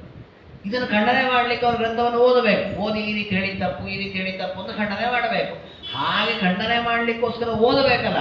ಓದುವಾಗ ದೇವರಿಲ್ಲ ಅನ್ನುವ ಗ್ರಂಥಗಳನ್ನು ಓದ್ತೇವಲ್ಲ, ಅದಕ್ಕೆ ಪಾಪ ಬರುತ್ತೆ. ನೋಡಿ ಎಷ್ಟು ಸೂಕ್ಷ್ಮ ಇದೆ. ವಸ್ತು ಈ ರೀತಿಯ ಪಾಪವನ್ನ ನಾವು ಪ್ರತಿನಿತ್ಯ ಸಂಪಾದನೆ ಮಾಡ್ತೇವೆ. ಯಾಕೆಂದ್ರೆ ನಾವು ಮೊಬೈಲ್ನಲ್ಲೋ, ಪೇಪರ್ನಲ್ಲೋ ಅಥವಾ ಟಿವಿಗಳಲ್ಲೋ ಏನು ವಿಚಾರಗಳನ್ನು ನೋಡ್ತೇವೆ, ಅವಲೋಕನ ಮಾಡ್ತೇವೆ, ಪ್ರತಿಯೊಂದು ನಾಸ್ತಿಕ ಮೂಲವಾಗಿಯೋ ದೇವರಿಗೆ ಅವಹೇಳನ ಮಾಡುವ ರೂಪವಾಗಿಯೋ ಬಂದಿರುತ್ತದೆ. ನಾವು ಅದನ್ನು ಖಂಡನೆ ಏನೂ ಮಾಡಲ್ಲ, ಬದಲಾಗಿ ಪೂರ್ಣ ಓದ್ತೇವೆ. ಒಳ್ಳೆ ವಿಷಯ ಓದೋದಿಲ್ಲ, ಅದನ್ನು ಮಾತ್ರ ಪೂರ್ಣ ಓದ್ತೇವೆ. ಅದರಿಂದ ಎಷ್ಟು ಪಾಪ ಸಂಪಾದನೆ ಆಗುತ್ತೆ. ಇದೆಲ್ಲ ಯಾವುದರ ಪ್ರಭಾವ? ಕೆಟ್ಟ ವಿಚಾರಗಳನ್ನು ಓದಿದ್ದರ ಪ್ರಭಾವ. ಅದಕ್ಕೆ ಹೇಳಿದ್ರು ದುಶಾಸ್ತ್ರ ವರ್ತನೆ ರತಿಂ ಆಪಯಸ್. ಕೆಟ್ಟ ವಿಚಾರಗಳನ್ನು ಓದೋದ್ರಲ್ಲಿ ಏನೊಂದು ಪ್ರವೃತ್ತಿ ಇದೆ ನಮ್ಮ ಮನಸ್ಸಿನಲ್ಲಿ, ಅದನ್ನು ನೀನು ತಡೆದು ಹಾಕು. ಯಾವತ್ತೂ ನಾನು ಕೆಟ್ಟ ಗ್ರಂಥಗಳನ್ನು ಓದಬಾರ್ದು, ಕೆಟ್ಟ ವಿಷಯಗಳನ್ನು ಅವಲೋಕನ ಮಾಡಬಾರ್ದು. ದುರ್ಗುಣ ಮೋಚಯ ಪ್ರಭೋ, ಇದೆಲ್ಲ ದುರ್ಗುಣಗಳು, ಇದನ್ನು ನಮ್ಮ ಒಳಗಿದೆ ದೇವರನ್ನೆಲ್ಲ ತೆಗೆದು ಹಾಕು. ನಮ್ಮಲ್ಲಿ ಆ ಕೆಟ್ಟ ಗುಣ ಬರೋದು ಬೇಡ, ಒಳ್ಳೆ ಗುಣ ನಮ್ಮಲ್ಲಿ ಬೆಳೀಲಿ ಅಂತ ಪ್ರಾರ್ಥನೆ ಮಾಡ್ತಾರೆ. ದುಸ್ಸಂಗಂ ದುಷ್ಕ್ರಿಯಾಂ ಚಿಂದಿ ಹರಲೋಕಾಟನಾತ್ಪದೌ ನ ನಿಯೋಜಯ ಚಕ್ಷುಷಿ ಪರದಾರಾದಿ ದರ್ಶನೆ. ನೋಡಿ ಇದೆಲ್ಲ ಬರುವುದೇ ದುರ್ಜನರ ಸಂಘ ಮಾಡಿದ್ದಾರೆ. ಅದಕ್ಕೆ ನಮ್ಮಲ್ಲಿ ಹೇಗೆ ಕಪಿಲನಾಮಕ ಪರಮಾತ್ಮ ಹೇಳಿದ್ದು, ಸಂಗಂ ಸಂಗಸ್ಸತಾಂ ಮಂಗಲ ಮಾತನೋತಿ ಸತಾಂ ಪ್ರಸಂಗಾನ್ ಮಮ ವೀರ್ಯ ಸಂಪದ ಭವಂತಿ ಹೃತ್ಕರ್ಣ ರಸಾಯನ ಕಥಾ. ಸಜ್ಜನರ ಸಂಘ ಮಾಡು ಅಂತಾನೆ ಪರಮಾತ್ಮ. ದೇವರ ಸಂಘ ಮಾಡಿ, ದೇವರು ಸಿಗೋದಿಲ್ಲ, ಅವನ ಭಕ್ತರ ಸಂಘ ಮಾಡಿ. ಸಜ್ಜನರು ಅಂದ್ರೆ ಪರಮಾತ್ಮನ ಭಕ್ತರು, ವೈಷ್ಣವರೇ ಸಜ್ಜನರು. ಅವರ ಸಹವಾಸ ಮಾಡಬೇಕು, ಅವ್ರ ಜೊತೆಗೆ ಹೊಡೆದಾಡಬೇಕಂತೆ. ಅದಕ್ಕೆ ನಮ್ಮ ಶಾಸ್ತ್ರವೆಂದು ಮಾತಿದೆ, ಸಜ್ಜನರ ಜೊತೆಗೆ ಜಗಳಾಡಿದರೂ ಪರವಾಗಿಲ್ಲ, ದುರ್ಜನ ಜೊತೆಗೆ ಮೈತ್ರಿಯನ್ನು ಮಾಡ್ಕೊಳ್ಬಾರ್ದು. ಯಾಕೆ ದುರ್ಜನರ ಜೊತೆ ಮೈತ್ರಿ ಮಾಡಿಕೊಂಡ್ರು ಅದು ನಮ್ಮ ನನ್ನ ಸಮಸ್ಯೆಗೆ ಹಾಕತ್ತೆ. ಸಜ್ಜನ ಜೊತೆ ಹೊಡೆದಾಡೋಣ, ಬೇಕಾದ್ರೆ ಸರಿನೋ ತಪ್ಪೋ ಅಂತ ಹೊಡೆದಾಡೋಣ. ಹೊಸದ ಮೇಲ್ನೋಟಕ್ಕೆ ಏನೋ ಅವ್ರು ಬೈತಾರೆ ಸಜ್ಜನರು ಅಂತ ಅನ್ನಿಸ್ಬೋದು, ಅದು ಅಂತತಃ ನಮಗೆ ಒಳ್ಳೆಯದನ್ನೇ ಮಾಡುತ್ತೆ. ನಾವು ಅಂಗಡಿಗಳಲ್ಲಿ ಅಥವಾ ಹೋಟೆಲ್ ಮೊದಲಾದವುಗಳಲ್ಲಿ ಅವ್ನು ನಗ್ತಾ ನಗ್ತಾ ಮಾತಾಡಿಸ್ತಾ ತಿನ್ಲಿಕ್ಕೆ ಕೊಡ್ತಾನೆ. ಅದೇ ಮನೆಯಲ್ಲಿ ಅಮ್ಮ ಅಪ್ಪ ಬೈದು ತಿನ್ಲಿಕ್ಕೆ ಹಾಕ್ಬೋದು, ಆದರೆ ಮನೆಯಲ್ಲಿ ಹಾಕಿದ್ದು ನಮ್ಮ ಆರೋಗ್ಯಕ್ಕೂ ವರ್ಧಕ, ನಮ್ಮ ಮಾನಸಿಕವಾಗಿ ನಮ್ಮ ಏಳಿಗೆಗೂ ವರ್ಧಕ. ಅದೇ ಇಲ್ಲಿ ನಗ್ತಾ ಕೊಡ್ತಾ ಇರ್ಬೋದು, ಅದನ್ನು ಒಳಗೆ ಶಾಪ ಹಾಕೊಂಡು ಕೊಟ್ಟಿರ್ತಾನೆ, ಅವನೇನು ಬೈಕೊಂಡು ಮಾಡಿರ್ತಾನೋ ಏನು ಮಾಡಿರ್ತಾನೋ ಯಾರಿಗೆ ಗೊತ್ತು. ಹಾಗೆ ಪರಮಾತ್ಮನ ಭಕ್ತರೇನಿದ್ದಾರೆ ಅವ್ರು ಬೈದರೂ ಪರವಾಗಿಲ್ಲ, ಅವರ ಒಡನಾಟವನ್ನು ಬೆಳೆಸ್ಕೊಳ್ಬೇಕು. ಅದೇ ದುರ್ಜನರೇನಿದ್ದಾರೆ ಅವ್ರು ಹೊಗಳಿದ್ರೂ ಪರವಾಗಿಲ್ಲ, ಅವ್ರ ಒಡನಾಟವನ್ನು ನಾವು ಯಾವತ್ತೂ ಬೆಳೆಸ್ಕೊಳ್ಬೇಕು. ಹಾಗೆ ದುಸ್ಸಂಗಂ ದುಷ್ಕ್ರಿಯಾಂಚೈವ ಹರ ಲೋಕಾಟನಾತ್ಮ, ಯಾವತ್ತೂ ಕೂಡ ಕೆಟ್ಟ ಜನರ ಸಂಘವನ್ನು ಮಾಡಬಾರದು. ಆ ರೀತಿ ಮಾಡಪ್ಪ ಅಂತ ದೇವರನ್ನು ಪ್ರಾರ್ಥನೆ ಮಾಡ್ಕೊಳ್ಬೇಕು. ದುಷ್ಕ್ರಿಯಾಂ ಚಿಂದಿ, ಕೆಟ್ಟ ಕೆಲಸಗಳು, ಮಾಡಬಾರದ ಕೆಲಸಗಳನ್ನು ದುಷ್ಕ್ರಿಯೆಗಳು ಅಂತ ಕರೀತಾರೆ. ಆ ದುಷ್ಕ್ರಿಯೆಗಳು ನಮ್ಮಿಂದ ಆಗದೇ ಇದ್ದದನ್ನು ಕೂಡ ತಡೆದು ಹಾಕಿ.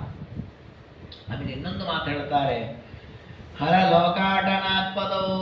ಲೋಕಾಟನ ಅಂದ್ರೆ ಏನು? ಲೋಕದಲ್ಲಿ ಸಂಚಾರ ಮಾಡು ಅಂದ್ರೆ ಸುಮ್ಮನೆ ಅಲ್ಲಿಂದ ಇಲ್ಲಿ ತಿರುಗೋದು, ಇಲ್ಲಿಂದ ಅಲ್ಲಿಂದ ತಿರುಗೋದು ಅಂತ ಇಲ್ಲಿ ತಿರುಗ್ತಾ ಇರ್ತೇವೆ, ಊರು ತಿರುಗ್ತೇವಲ್ಲ, ಇದನ್ನು ಲೋಕಾಟನ ಅಂತ ಕರೀತಾರೆ. ನೋಡಿ, ಒಂದೊಂದು ಹೆಜ್ಜೆ ಇಡುವಾಗಲೂ ಅದು ಸಾರ್ಥಕ ಆಗಬೇಕು. ನಾವು ನಮ್ಮ ಮನೆ ಕೆಲಸ ಅಂತಾನೆ ಮಾಡೋಣ, ಉಪಯೋಗ ಆಗಬೇಕು.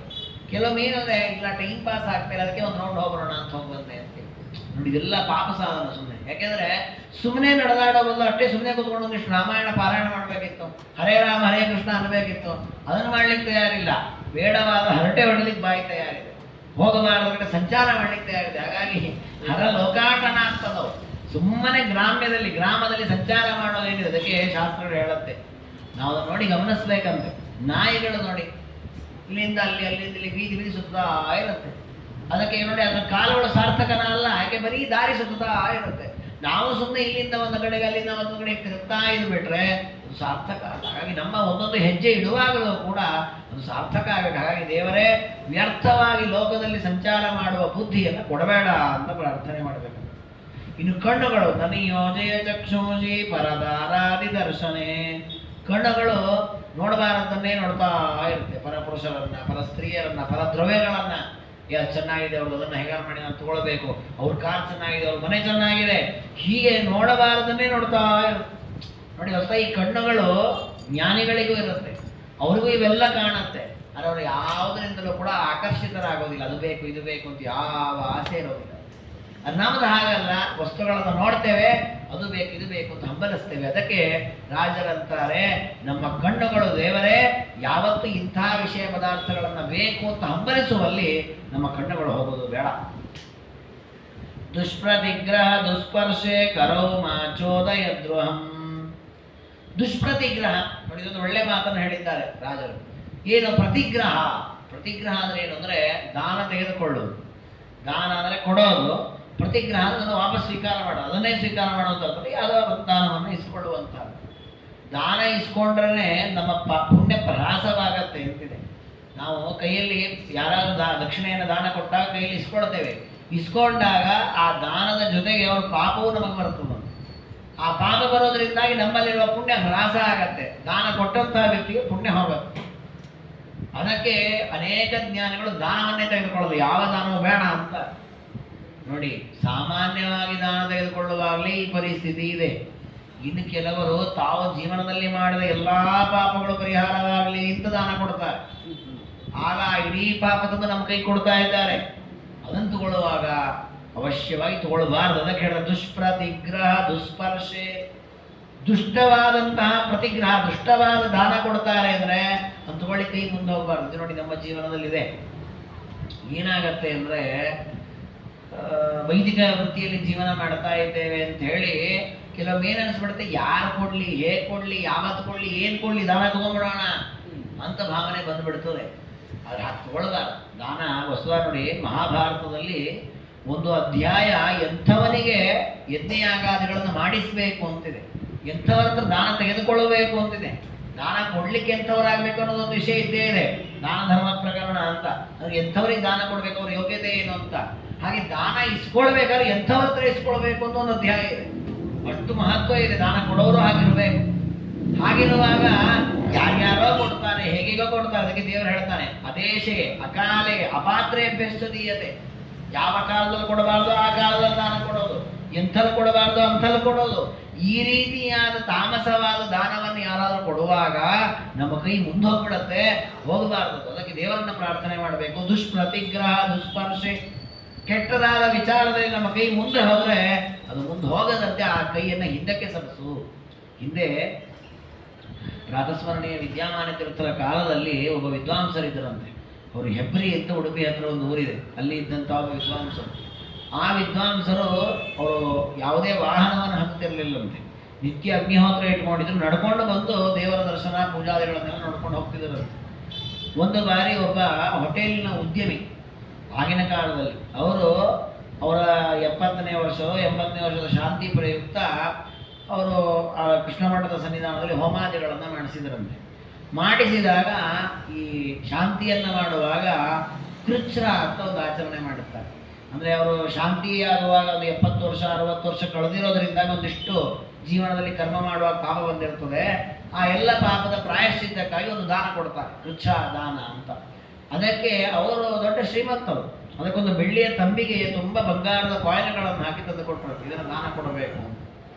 ಅದಕ್ಕೆ ಅವರು ಕೃಚ್ಛದಾನ ಕೊಡ್ತಾರೆ. ತಗೊಳ್ಳಿಕ್ಕಂಥ ಯೋಗ್ಯ ಅಧಿಕಾರಿ ಬೇಕು ಅಂತ ವಿಚಾರ ಮಾಡಿ ಈ ಅಗ್ನಿಹೋತ್ರಿಗಳಿಗೆ ಹೇಳಿದ್ರಂತೆ, ನೀವು ನಿತ್ಯ ಅಗ್ನಿಹೋತ್ರ ಇಟ್ಕೊಂಡಿದ್ದೀರಿ, ದೇವರ ಉಪಾಸನೆ ಮಾಡುವವರು, ನೀವು ಈ ದಾನ ತಗೊಳ್ಬೇಕು.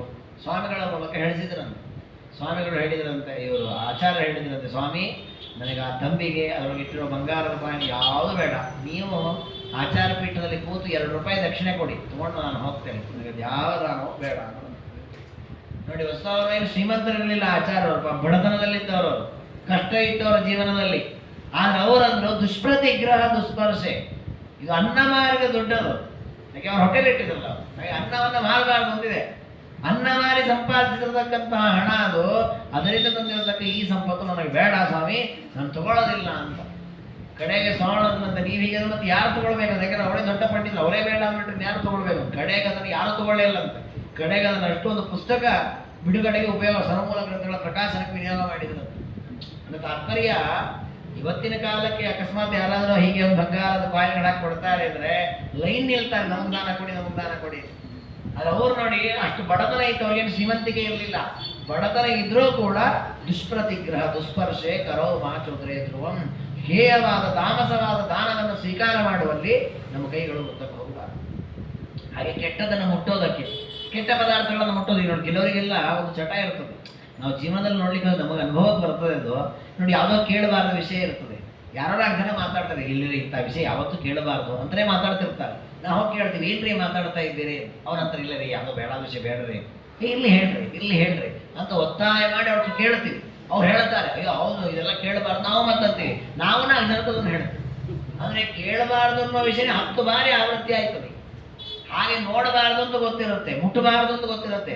ಇಲ್ಲಿ ನಾವು ಸಲ ಮುಟ್ಟು ನೋಡ್ತೀನಲ್ಲ ಅಂತ ಹೇಳಿ ಪಾಪ ಸಂಪಾದನೆ. ಹಾಗೆ ದುಸ್ಪರ್ಶೆ, ಯಾವುದನ್ನ ಮುಟ್ಟಬಾರದು ಅಂತ ಶಾಸ್ತ್ರ ಹೇಳುತ್ತೋ ಅಂತ ದೂರ ಇರಬೇಕಂತ. ಕರೋಮ ಚೋದಯ ಧ್ರುವಂ ಅಗಮ್ಯಾಗಮನೆ ಗುಹ್ಯಂ ಘ್ರಾಣಮಾಘ್ರಾಣನೇ ಸಮ. ಹಾಗೆ ನಮ್ಮ ಮೂಗು ನೋಡಿ, ಗಂಧವನ್ನು ಸ್ವೀಕಾರ ಮಾಡುವ ಸಾಮರ್ಥ್ಯ ಮೂಗಿಗಿದೆ. ಯಾವುದನ್ನು ಸ್ವೀಕಾರ ಮಾಡಬೇಕು, ಯಾವುದನ್ನು ಸ್ವೀಕಾರ ಮಾಡಬಾರ್ದು ಅನ್ನೋ ವಿವೇಕ ನಮಗೆ ಬೇಕು. ಯಾಕೆ ಮೂಗದೊಂದು ಇಂದ್ರಿಯ ಜಡ, ಏನು ಸಿಕ್ಕೋದು ಗಂಧವನ್ನು ಗ್ರಹಣ ಮಾಡ್ತಾ ಇರುತ್ತೆ. ನಾವು ಅಸತಾಂ ಆಘ್ರಾಣನೆ ಘ್ರಾಣಂ ಗಮಯ, ಕೆಟ್ಟದಾದ ಗಂಧವನ್ನು ಸ್ವೀಕಾರ ಮಾಡುವ ವಿಷಯದಲ್ಲಿ ಮೂಗನ್ನು ತಡಿಬೇಕಂತೆ. ಇಂತಹ ಸ್ಮೆಲ್ಲ ನೀನು ತಗೊಳ್ಬೇಡ. ಕೆಲವೊಮ್ಮೆ ಹಾಗೆ ಆಗತ್ತೆ. ಕೆಲವೊಮ್ಮೆ ದೇವರ ನೈವೇದ್ಯದ ಪದಾರ್ಥಗಳಲ್ಲ, ಯಾವುದೋ ಪದಾರ್ಥ ಎಲ್ಲೋ ಅಂಗಡಿಯಲ್ಲಿ ಮಾಡಿರ್ತಾರೆ, ಆಹಾ ಏನು ಚೆನ್ನಾಗಿದೆ ಸ್ಮೆಲ್ಲು ಅಂತದನ್ನು ಆಸ್ವಾದನೆ ಮಾಡ್ತಾರೆ. ಇದು ಪಾಪ ಸಾಧನ. ಹಾಗೆ ಮಾಡಬಾರದು ಅಂತ ಶಾಸ್ತ್ರ ಹೇಳುತ್ತೆ. ಯಾಕೆ ಅಂದ್ರೆ ನಾವು ಅಲ್ಲಿ ಮೂಗು ಮುಚ್ಕೋಬೇಕು. ಮೂಗು ಮುಚ್ಕೊಳ್ಳಿಕ್ಕಾಗದಿದ್ರೆ ಅದ್ರ ಕಡೆ ಗಮನ ಹರಿಸ್ಬೇಕು, ಬೇರೆ ಕಡೆ ಗಮನ ಹರಿಸ್ಬೇಕು. ಅದನ್ನ ಬಿಟ್ಟು ಉಲ್ಟಾ ಮಾಡ್ತೇವೆ. ಅದಕ್ಕೆ ಹೇಳ್ತಾರೆ ಘ್ರಾಣ ಮಾಘ್ರಾಣನೇ ಸತ ಅಪಕರ್ಷತ ಜಿಹ್ವಾಮ್ನೇ ಲೋಕ ವಾರ್ತಾ ದುರನ್ನತಃ. ಇದಾದ್ಮೇಲೆ ನಾಲಿಗೆಯ ವ್ಯಾಪಾರವನ್ನು ಹೇಳ್ತಾರೆ. ನಮ್ಮ ನಾಲಿಗೆ ತಿನ್ನತ್ತೆ, ತಿನ್ನದೆ ಇದೆಲ್ಲದಕ್ಕಿಂತ ದೊಡ್ಡ ದುರಂತ ಏನಂದ್ರೆ ಮಾತಾಡತ್ತೆ. ಈ ನಾಲಿಗೆ ಎಷ್ಟು ಮಾತನಾಡತ್ತೆ ಅಂದ್ರೆ ಬೇಕಾದಷ್ಟು ಮಾತನಾಡುತ್ತೆ. ಹಾಗಾಗಿ ಹೇಳ್ತಾರೆ ಲೋಕವಾರ್ತಾ ದುರನ್ನತಃ. ಲೋಕವಾರ್ತೆ, ದೇವರಿಗೆ ಸಂಬಂಧಪಡದ, ಆತ್ಮೋದ್ಧಾರಕ್ಕೆ ಸಂಬಂಧಪಡದ ಲೌಕಿಕವಾದ ವಿಚಾರಗಳನ್ನು ಈ ಬಾಯಿಂದ, ಈ ನಾಲಿಗೆಯ ಮೂಲಕ ಏನೆಲ್ಲ ಮಾತನಾಡ್ತಾ ಇದ್ದೇವೆ, ಅದನ್ನು ಅಪಕರ್ಷ, ಅದನ್ನು ಸೆಳೆದು ಬಿಡೋ. ಹೇಗಿರುವ ದೇವರೇ, ನಮ್ಮ ನಾಲಿಗೆ ಅಂತಲ್ಲಿ ಪ್ರವೃತ್ತ ಆಗುವುದೇ ಬೇಡ. ಅದಕ್ಕೆ ನೋಡಿ, ನಮ್ಮ ನಾಲಿಗೆ ಎಷ್ಟು ಮಾತನಾಡತ್ತೆ ಒಂದು ದಿನದಲ್ಲಿ ಅಂತಂದ್ರೆ, ಮಧ್ವಾಚಾರ್ಯ ಕೃಷ್ಣಾಮೃತ ಮಹಾಮಂಡಲದಲ್ಲಿ ಹೇಳ್ತಾರೆ, ಈ ಬಾಯಿಯಿಂದ ನಾಲಿಗೆಯಿಂದ ಒಬ್ಬ ವ್ಯಕ್ತಿ ಎಷ್ಟು ಮಾತಾಡ್ತಾನೋ ಅಷ್ಟು ಬಾರಿ ನಾರಾಯಣ ಕೃಷ್ಣ ಅಂತ ಸ್ಮರಣೆ ಮಾಡಿ ಮೋಕ್ಷಕ್ಕೆ ಹೋಗ್ತಿದ್ದಂತ. ಅಷ್ಟು ಬಾರಿ ಮಾತಾಡ್ತಾನೆ ಬಾಯಿ. ಈ ಇಂಥ ಅಕ್ಷರಗಳೇನಿದೆ ಸಾವಿರ ಲಕ್ಷ ಕೋಟಿ ಅನಂತ ಸಂಖ್ಯೆಯಲ್ಲಿ ಬಾಯಿಂದ ಶಬ್ದಗಳು ಬರ್ತಾ ಇದೆ, ನಿಲ್ಲೋದೇ ಇಲ್ಲ ಅದು. ಇನ್ನೇನು ಬಾಯಿ ಬೀಳ್ಬೇಕಷ್ಟೇ. ಬಾಯಿಗೆ ರೋಗ ಬಂದು ಬಿದ್ದರೆ ಅವತ್ತು ಮಾತಾಡೋದು ನಿಲ್ಲಿಸ್ತಾನೆ. ಅಲ್ಲಿವರು ಮಾತಾಡ್ತಾನೆ ಹುಟ್ಟಿದಾರ ಮೇಲೆ ಸಾಯೋ ತನಕ ಮಾತಾಡ್ತಾನೆ. ಅಲ್ಲಿ ಮಾತನಾಡುವಾಗ ಅದು ಸಾರ್ಥಕ ಆಗ್ಬೇಕು. ಅದಕ್ಕೆ ಹೇಳ್ತಾರೆ ಲೋಕವಾರ್ಥ ದುರನ್ನತಃ, ಲೋಕಕ್ಕೆ ಸಂಬಂಧಪಟ್ಟಂತಹ ವಿಚಾರಗಳು. ನೋಡ್ರಿ ಅವತ್ತು ಅಲ್ಲಿ ಹೀಗಾಯ್ತಂತೆ, ಇಲ್ಲಿ ಭೂಕಂಪ ಆಯ್ತಂತೆ, ಅಲ್ಲಿ ಯಾರೋ ಬಿದ್ರಂತೆ, ಇವರಿಗೇನೋ ಇದು ಸಿಕ್ತಂತೆ, ಯಾಕೆ ಬೇಕು ನಮಗೆ? ಆಗ ಅವರವ್ರು ನೋಡ್ಕೊಳ್ತಾರೆ, ನಾವು ಬೇಡಾದ ವಿಚಾರವನ್ನೇ ಮಾತಾಡುತ್ತೇವೆ. ಹಾಗೆ ಅಂತಹ ಮಾತುಗಳನ್ನಾಡುವ ಕಾರ್ಯದಿಂದ ನಾಲಿಗೆಯನ್ನು ಸೆಳೆದು ಬಿಡುವಂತ ಹೇಗಿರದೇವರನ್ನ ಪ್ರಾರ್ಥನೆ ಮಾಡಬೇಕು. ಮಾತಾಡುವಂತೆ ಕಿವಿಯಿಂದ ಕೇಳಿಸಿಕೊಳ್ತೇವೆ. ದುರ್ವಾರ್ತಾ ದುಷ್ಟ ಶಬ್ದೇಭ್ಯೋ ನಿಮರ್ತಯ ಹರೇ ಶ್ರುತಿ. ಕಿವಿಗಳೇನಿದೆ ಇದು ಕೆಟ್ಟದನ್ನು ಕೇಳಿಸ್ಕೊಳ್ಳುತ್ತೆ, ಅದು ಕೆಟ್ಟದನ್ನು ಕೇಳಿಸ್ಕೊಳ್ಬಾರ್ದು. ಹಾಗಾದ್ರೆ ನಿವರ್ತಯ ಸೆಳೆದು ಬಿಡು ಅಂತ ಪ್ರಾರ್ಥನೆ ಮಾಡುತ್ತಾರೆ. ನೋಡಿ, ನಾನು ಯಾವಾಗಲೂ ಹೇಳ್ತಿರ್ತೇನೆ, ನಮ್ಮ ಇಂದ್ರಿಯಗಳೇನಿವೆ ಕಣ್ಣು ಕಿವಿ ಮೂಗು ನಾಲಿಗೆ ಬಾಯಿ ಅಂತ, ಈ ಇಂದ್ರಿಯಗಳಲ್ಲಿ ಅತ್ಯಂತ ಕೆಟ್ಟ ಇಂದ್ರಿಯ ಅಂದ್ರೆ ಕಿವಿ. ಅದು ಬಹಳ ಉತ್ತಮ ಇಂದ್ರಿಯ ಸಾಧನೆಗೆ. ಯಾಕೆಂದ್ರೆ ನಾವು ದೇವರ ವಿಚಾರವನ್ನೆಲ್ಲ ಕೇಳಿ ಶ್ರವಣ ಮಾಡ್ತಾ, ಈಗ ಶ್ರವಣವೇ ದೊಡ್ಡ ಸಾಧನೆ ಆಗಿ ಬಹಳ ದೊಡ್ಡ ಇಂದ್ರಿಯ ಸಾಧನೆಗೆ.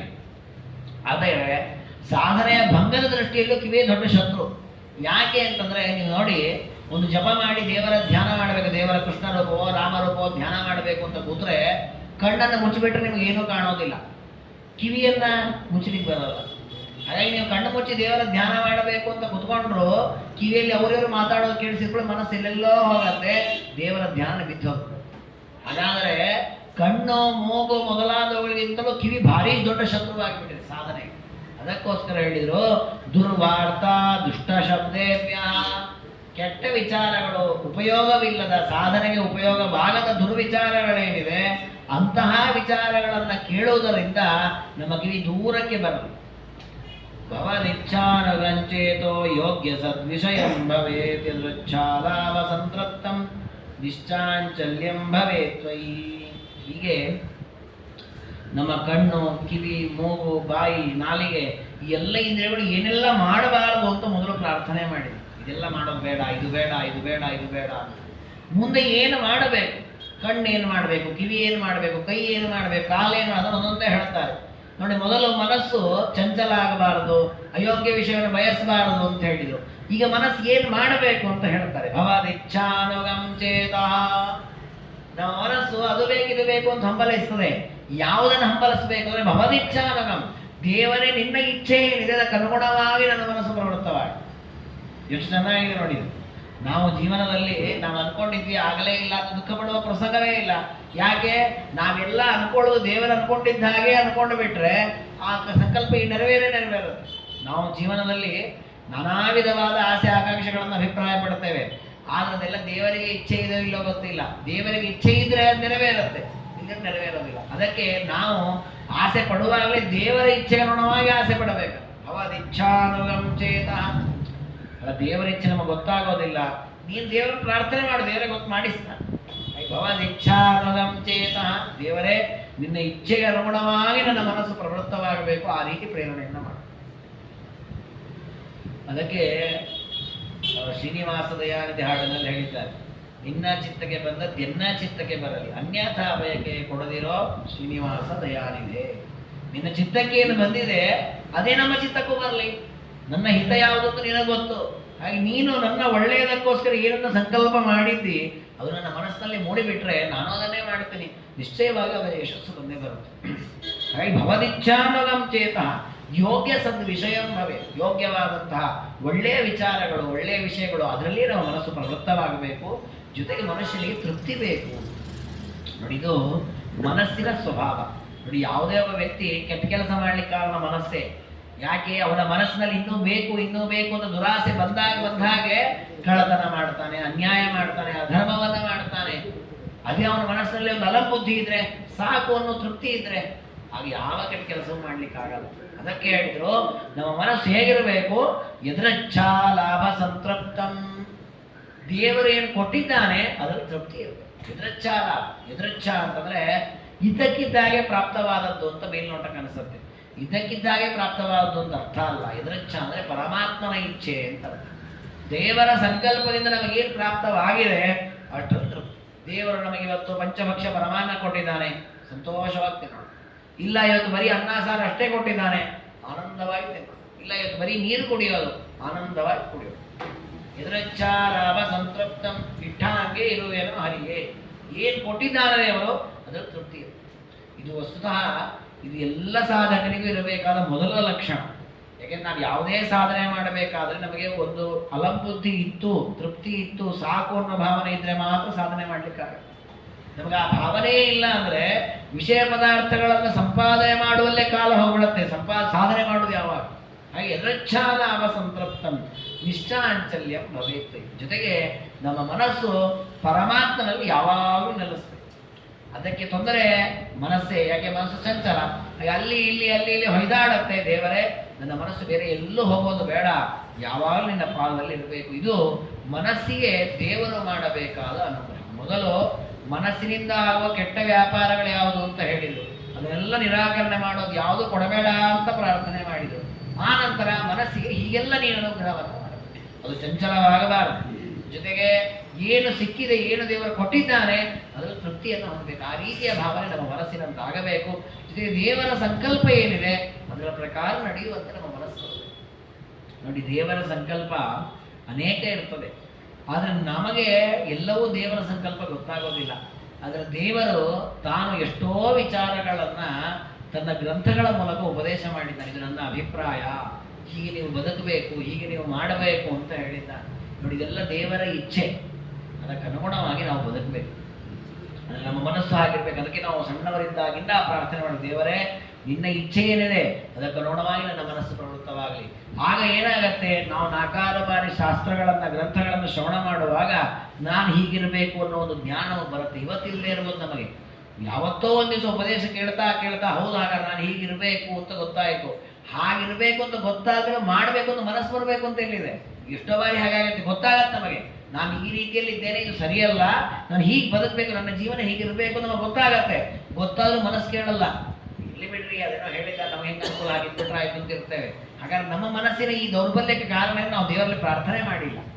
ದೇವರೇ, ನನ್ನ ಮನಸ್ಸು ನೀನೇನು ಇಚ್ಛೆ ಪಡ್ತಿ ಹಾಗಿರ್ಬೇಕದು. ಅದಕ್ಕೆ ನಾವೇನು ಕೇಳಬೇಕು, ಇದನ್ನು ಪ್ರಾರ್ಥನೆ ಮಾಡಬೇಕು. ಆಗ ಏನಾಗತ್ತೆ, ಶಾಸ್ತ್ರಗಳನ್ನು ಕೇಳ್ತಾ ಇಲ್ಲ, ನೀನೊಬ್ಬ ಹೀಗೆ ಬದುಕಬೇಕು ಅಂತ ಶ್ರವಣ ಮಾಡಿದಾಗ ಸರಿ ನಾನು ಹಾಗಿರ್ತೇನೆ ಅಂತ ನಾನು ಪ್ರವೃತ್ತ ಆಗ್ತೇನೆ. ಯಾಕೆ? ನನ್ನ ಮನಸ್ಸು ಹಾಗೆ ಕೇಳುತ್ತೆ. ಯಾವಾಗ ಕೇಳುತ್ತೆ, ನಾವು ದೇವರಲ್ಲಿ ಪ್ರಾರ್ಥನೆ ಮಾಡಿಲ್ಲ. ದೇವರೇ, ನನ್ನ ಮನಸ್ಸು ನಿನ್ನ ಇಚ್ಛೆಗನುಗುಣವಾಗಿರಲಿ ಅಂತ ಪ್ರಾರ್ಥನೆ ಮಾಡಬೇಕು. ಸಜ್ಞಾನಂ ಸರ್ವದಾ ದೇಹಿ ಸಚ್ಛಾಸ್ತ್ರಾವರ್ತನೆ ರತಿಂ ಸತ್ಸಂಗಂ ಸತ್ಕ್ರಿಯಾಂಚೈವ ಪಾದೌ ತ್ವಕ್ಷೇತ್ರ ಸರ್ಪಣೆ. ಸಜ್ಞಾನಂ ಸರ್ವದಾ ದೇಹಿ. ದೇವರೇ, ಯಾವಾಗಲೂ ಒಳ್ಳೆಯ ಜ್ಞಾನ ಬರಲಿ, ತಪ್ಪು ಜ್ಞಾನ ಬರೋದು ಬೇಡ.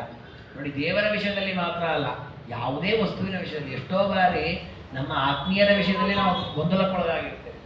ಉದಾಹರಣೆ, ನಮಗೆ ಅತ್ಯಂತ ಆತ್ಮೀಯರಾದ ಒಬ್ಬ ಮಿತ್ರ, ಅವನ ಬಗ್ಗೆ ತಪ್ಪು ತಿಳ್ಕೊಂಡ್ಬಿಟ್ಟಿರ್ತೇವೆ ನಾವು. ಇಲ್ಲ, ಅವನ ಏನೋ ದೊಡ್ಡ ದ್ರೋಹಿ, ಅವನ ನಮಗೇನೋ ಅನ್ಯಾಯ ಮಾಡ್ತಾನೆ, ಅವನನ್ನು ಬೈತಾನೆ, ಅವನನ್ನು ಮೋಸ ಮಾಡ್ತಾನೆ.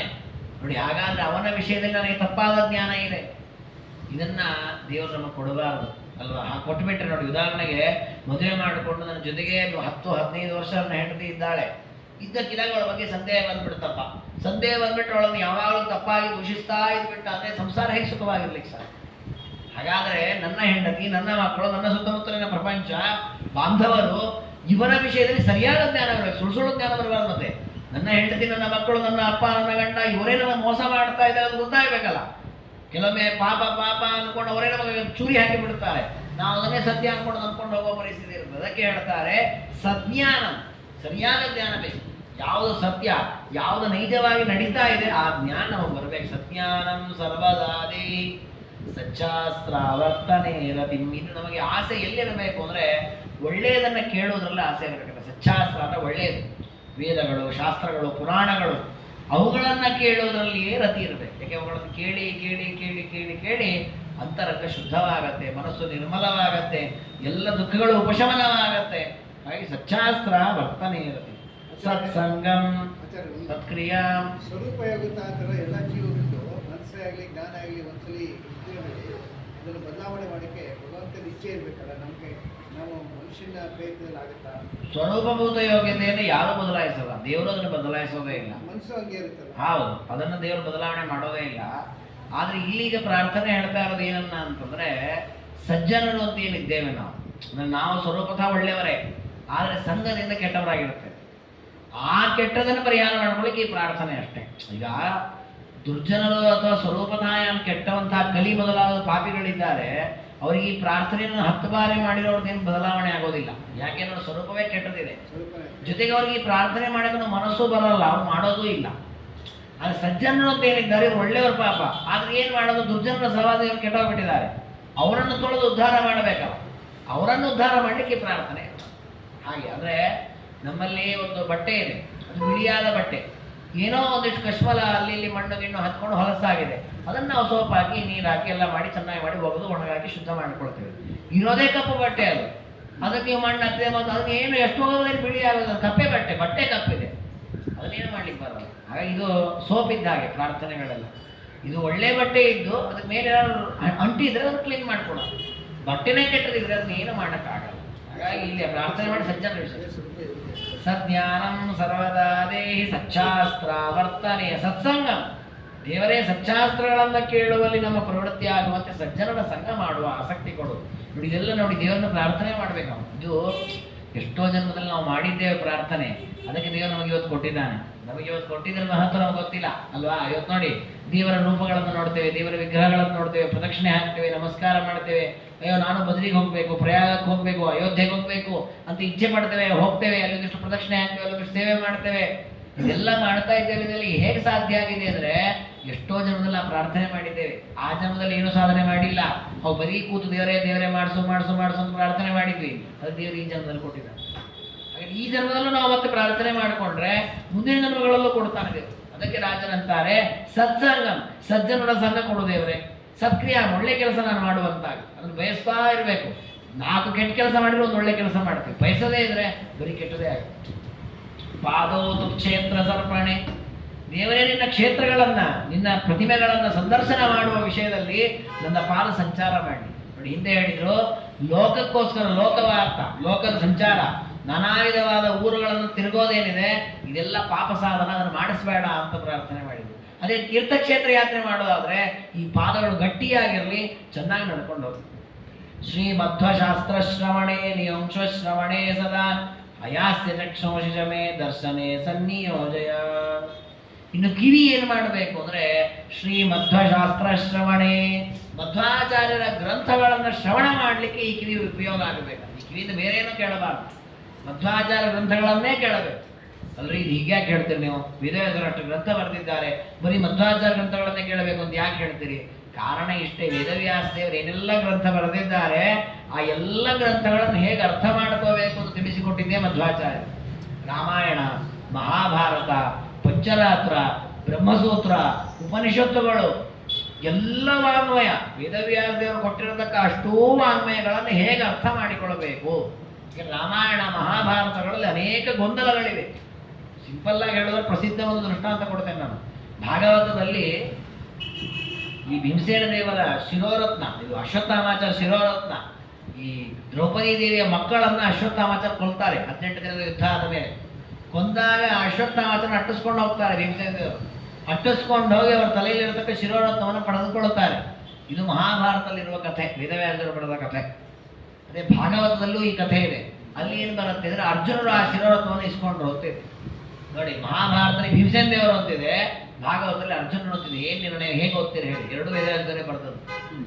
ನಾವು ಮಧ್ವಾಚಾರ್ಯರ ಗ್ರಂಥವನ್ನು ಇಟ್ಕೊಳ್ಳದೆ ಬರೀ ಮೂಲ ಮಹಾಭಾರತ ಮೂಲ ಭಾಗವತ ಓದಿಬಿಟ್ರೆ, ಈ ಪುಸ್ತಕದ ಪ್ರಕಾರ ಅರ್ಜುನರು ತಗೊಂಡ್ರು, ಈ ಪುಸ್ತಕದ ಪ್ರಕಾರ ಭೀಮಸೇನ ತಗೊಂಡ್ರು ಅಂತ ಹೇಳುವ ಪ್ರಸಂಗ.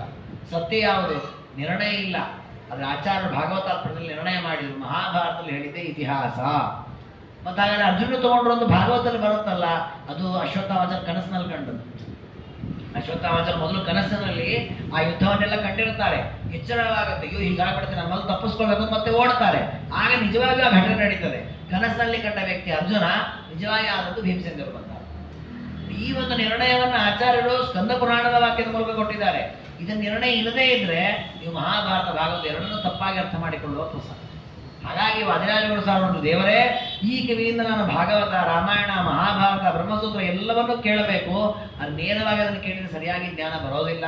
ಅದಕ್ಕೆ ಶ್ರೀ ಮಧ್ವಶಾಸ್ತ್ರ ಶ್ರವಣೇ ನಿಯುಂಕ್ಷ ಶ್ರವಣೇ ಮಧ್ವಾಚಾರ್ಯರ ಗ್ರಂಥಗಳ ಆಧಾರದಲ್ಲಿ ಆ ಎಲ್ಲ ಸಚ್ಚಾಸ್ತ್ರಗಳು ನನ್ನ ಕಿವಿಗೆ ಬಿಡಬೇಕು. ಅದನ್ನ ಈ ಕಿವಿಗಳು ಕೇಳಿ ಸದಾ ಶ್ರವಣ. ಒಂದು ದಿವಸ, 2 ದಿವಸ, 1 ಕ್ಷಣ, 2 ಕ್ಷಣ, ಪ್ರತಿ ನಿತ್ಯ ಪ್ರತಿ ಕ್ಷಣ ಶ್ರವಣ ಮಾಡಬೇಕು.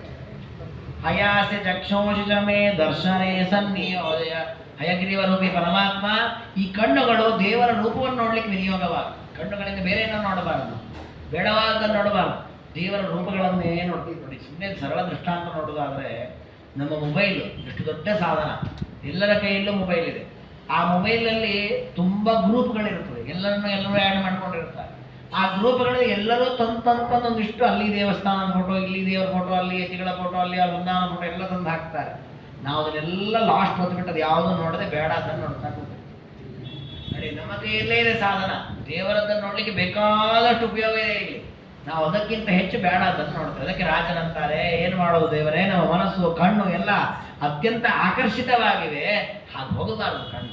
ಹಾಗಾಗಿ ಹೇಳ್ತಾರೆ, ದರ್ಶನೇ ಸನ್ನಿಯೋಜೆ, ನಿನ್ನನ್ನು ನೋಡ್ಲಿಕ್ಕೆ ಈ ಕಣ್ಣು ಉಪಯೋಗವಾಗಿ. ಕೈಗಳೇನ್ ಮಾಡ್ಬೇಕು? ಕರೋತು ಅದರ್ಚನೆ ನಿತ್ಯಂ ಸುಖತೀರ್ಥಸ್ಯ ಲೇಖನೆ. ಈ ಕೈಗಳೇನ್ ಮಾಡಬೇಕು ಅಂದ್ರೆ ತ್ವದರ್ಚನೆ, ನಿನ್ನ ಪೂಜೆಗೆ ಉಪಯೋಗ ಆಗ್ಬೇಕು ಕೈ. ದೇವರ ಪೂಜೆಗೆ ಅಂದ್ರೆ ಏನು? ದೇವರ ಪೂಜೆಗೆ ಮಾಲೆ ಕಟ್ಟೋದಿರ್ಬೋದು, ದೇವರ ಪೂಜೆಗೆ ಜಾಗವನ್ನು ಶುದ್ಧ ಮಾಡೋದಿರ್ಬೋದು, ದೇವರ ಪೂಜೆಗಾಗಿ ಮಾವಿನ ತೊಳೆದನ್ನು ಕಿತ್ತೋದಿರ್ಬೋದು, ಎಲ್ಲವೂ ದೇವರ ಪೂಜೆಯೇ. ಹಾಗೆ ದೇವರಿಗೆ ಉಪಯೋಗವಾಗುವ ಕಾರ್ಯಗಳನ್ನು ಮಾಡುವ ವಿಷಯದಲ್ಲಿ ಈ ಕೈಗಳು ಉಪಯೋಗವಾಗಲಿ, ಈ ಕೈ ಸಾರ್ಥಕ. ಅದು ಬಿಟ್ಟು ಬೇಡವಾದ ಯಾವ್ಯಾವುದೋ ಕೆಲಸಕ್ಕೆ ಈ ಉಪಯೋಗವಾದರೆ ಈ ಕೈ ವ್ಯರ್ಥ. ಸುಖ ತೀರ್ಥಸ್ಯ ಲೇಖನೆ, ಕೈಯಿಂದ ಏನು ಬರಿಬೇಕು? ಏನೇನೋ ಹಾಳು ಹರಟೆ, ಇನ್ನು ಬೇಡಾದ ಕಾದಂಬರಿಗಳನ್ನು ಬರೆಯೋದಲ್ಲ, ಆಚಾರ್ಯರು ಉಪದೇಶ ಮಾಡಿದ ತತ್ವಗಳನ್ನು ಬರಿಬೇಕಂತೆ. ನೋಡಿ, ಇದನ್ನು ಯಾಕೆ ರಾಜರು ಹೇಳಿದ್ದಾರೆ ಅಂದರೆ, ಸುಮಧ್ವರಿಗರೊಂದು ಮಾತು ಬರುತ್ತೆ. ಗಂಗಾ ನದಿಯ ತೀರದಲ್ಲಿ ಒಂದು ಒಳ್ಳೆ ಜಾಗ, ಗಂಗಾ ನದಿಯ ದಂಡೆ ಮೇಲೆ ದೊಡ್ಡದಾದ ಭವ್ಯವಾದ ಮಂದಿರವನ್ನು ಕಟ್ಟಿ ಅಲ್ಲಿ ನಾರಾಯಣನನ್ನು ಪ್ರತಿಷ್ಠೆ ಮಾಡಿ ನಿತ್ಯ ದೇವರ ಪೂಜೆ ಮಾಡಿದ್ರೆ ಎಷ್ಟು ಪುಣ್ಯ ಬರ್ಬೋದು ಅಲ್ವಾ? ಯಾಕೆಂದ್ರೆ ಒಂದು ದೇವಾಲಯ ಕಟ್ಟಿದ್ರೆ ಎಷ್ಟೋ ಪುಣ್ಯ ಬರುತ್ತೆ. ಅದು ಗಂಗಾ ನದಿ ತೀರದಲ್ಲಿ, ಅದು ನಾರಾಯಣನ ಮಂದಿರ, ಅದು ನಿತ್ಯ ಪೂಜೆ ವ್ಯವಸ್ಥೆ, ಎಷ್ಟು ಪುಣ್ಯ ಬರ್ಬೋದು. ಅಷ್ಟು ಪುಣ್ಯ ಮಧ್ವಾಚಾರ್ಯರ ಉಪದೇಶದ ಒಂದು ಅಕ್ಷರ ಬರೆದ್ರೆ ಬರ್ತದಂತೆ. ಅದಕ್ಕೆ ಸತ್ಯತೀರ್ಥರು, ಋಷಿಕೇಶ ತೀರ್ಥರು, ಪದ್ಮನಾಭ ತೀರ್ಥರು ಇವರೆಲ್ಲ ಮಧ್ವಾಚಾರ್ಯರ ಗ್ರಂಥಗಳನ್ನು ಅಷ್ಟು ಗ್ರಂಥಗಳನ್ನು ಬರೆದಿಟ್ರು. ಯಾಕೆ ಬರೆದಿಟ್ರು ಅಂದ್ರೆ ಒಂದೊಂದು ಅಕ್ಷರ ಬರೆದ್ರೆ ಅಷ್ಟು ಫಲ ಇದೆ, ಇಡೀ ಗ್ರಂಥ ಬರೆದ್ರೆ ಎಷ್ಟು ಫಲ ಬರ್ಲಿಕ್ಕಿಲ್ಲ ಅಂತ ಎಲ್ಲ ಬರೆದಿಟ್ರು. ಹಾಗೆ ನಾವು ಕೂಡ ಖಾಲಿ ಇದೆ, ಏನ್ ಮಾಡ್ಬೇಕು ಗೊತ್ತಾಗ್ತಾ ಇಲ್ಲ ಅಂತ ಏನೇನೋ ಬರೆಯೋಬಲ್ಲ. ಅದು ಯಾವುದೋ ಪೇಪರ್ ನೋಡಿ ಪದಬಂಧ ಮತ್ತೊಂದೇನೋ ಮಾಡ್ತಾ ಕೂತಿರ್ತಾರೆ. ಅದನ್ನ ಮಾಡಬಾರ್ದು. ನಾವು ಫ್ರೀ ಇದೆಯಲ್ಲ, ಆಚಾರ್ಯರ ತತ್ವಗಳನ್ನ, ಮಧ್ವನಾಮ ಮೊದಲಾದ ಸದ್ಗ್ರಂಥಗಳನ್ನ ಲೇಖನ ಮಾಡಬೇಕು. ಹಾಗೆ ಈ ಕೈ ಸಾರ್ಥಕವಾಗುತ್ತೆ. ಅದನ್ನ ಹೇಳಿ, ಸುಖ ತೀರ್ಥಸ್ಯ ಲೇಖನೆ ತ್ವದಾಲಾಪೆ ತ್ವದುಚ್ಚಿಷ್ಟ ಭೋಜನೆ ಕುರು ಜಿಹ್ವಿಕಾ. ಇನ್ನು ಈ ನಾಲಿಗೆ ಏನು ಮಾಡಬೇಕು ಅಂದ್ರೆ ಬೇಡವಾದ ಮಾತುಗಳನ್ನು ಆಡದೆ ತ್ವದಾಲಾಪೆ, ದೇವರ ವಿಷಯವನ್ನೇ ಮಾತನಾಡಬೇಕು. ದೇವರ ನಾಮಸ್ಮರಣೆ, ದೇವರ ಚಿಂತನೆ. ಎಷ್ಟು ಅಂದ್ರೆ ಅಕ್ಕಪಕ್ಕದವ್ರು ಅನ್ಬೇಕು, ಏನ್ರಿ ಬಾಯಿ ತೆಗೆದ್ರೆ ಬರೀ ದೇವರದೇ ಹೇಳ್ತಾರೆ ಇವರು ಅನ್ಬೇಕು, ಅಷ್ಟು ಮಾತಾಡ್ಬೇಕು. ಅಷ್ಟು ಬಾಯಿದ ದೇವರದ್ದೇ ವಿಚಾರ.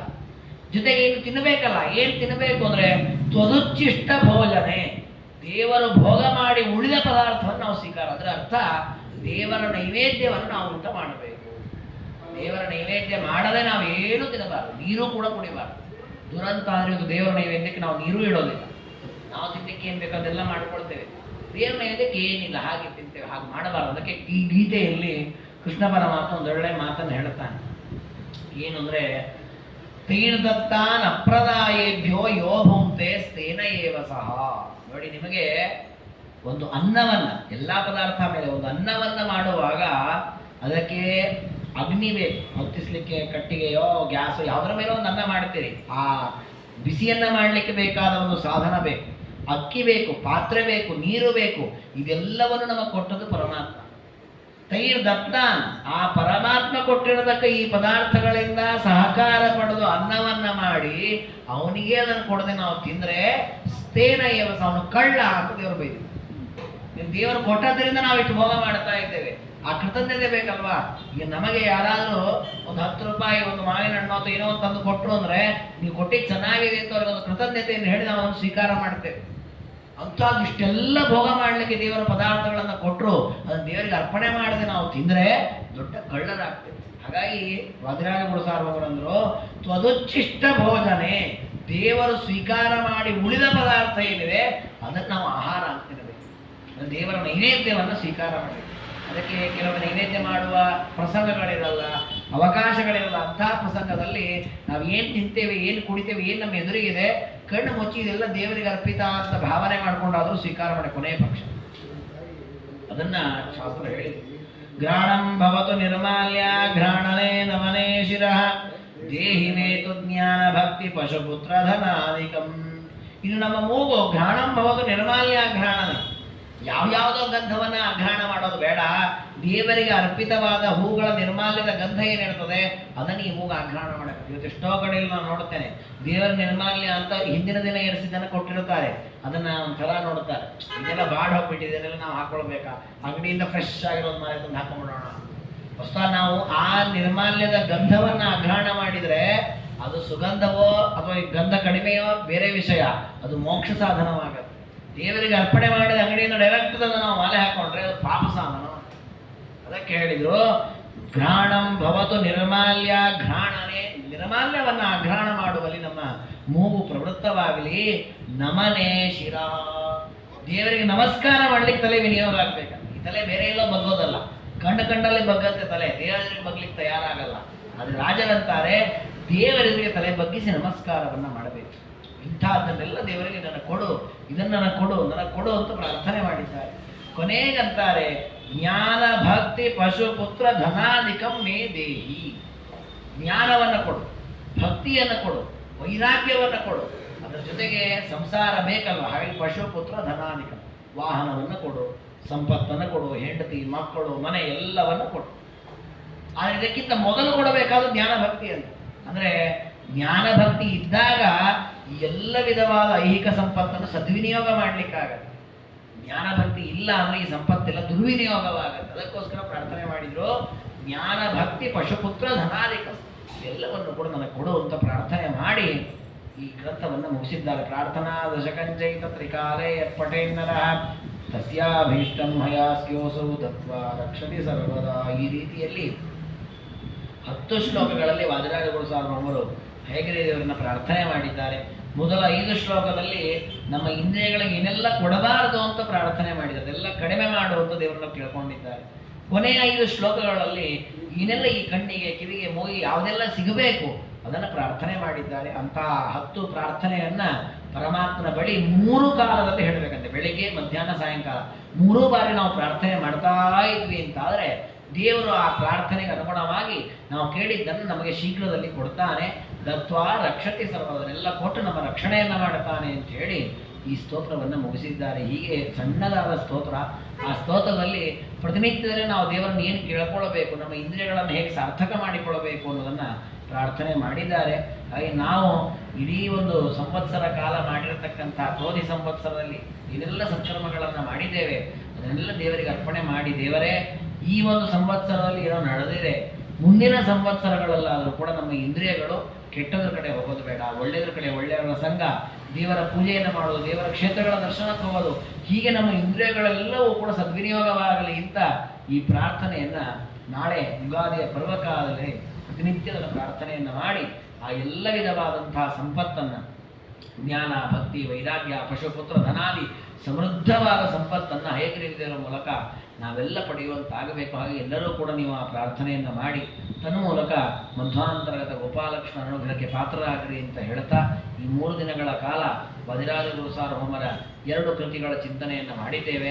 ಆ ಚಿಂತನೆಯಲ್ಲೂ ಹೆಚ್ಚು ಕಡಿಮೆ ಲೋಪದೋಷಗಳು ಇರಬಹುದು, ಅದನ್ನು ನನ್ನದು ಅದನ್ನು ದೇವರು ಕ್ಷಮಿಸಲಿ ಅಂತ ಹೇಳ್ತಾ ಈ ಚಿಂತನೆಯನ್ನು ಆಲಿಸಿರ್ತಕ್ಕಂಥ ಎಲ್ಲ ಸಜ್ಜನರಿಗೂ ಹರಿವಾಯ ಗುರುಗಳ ವಿಶೇಷವಾದ ಅನುಗ್ರಹವನ್ನು ಮಾಡಿ ಉತ್ತರೋತ್ತರವಾದ ಅಭಿವೃದ್ಧಿಯನ್ನು ಮಾಡಿ ಮಾತೃ ಸಂಘದ ವತಿಯಿಂದ ನಿರಂತರ ಜ್ಞಾನದ ಶ್ರವಣವನ್ನು ಮಾಡ್ತಾ ಇರ್ತೀರಿ, ಒಳ್ಳೆಯ ಕೆಲಸ ನಡೀತಾ ಇದೆ.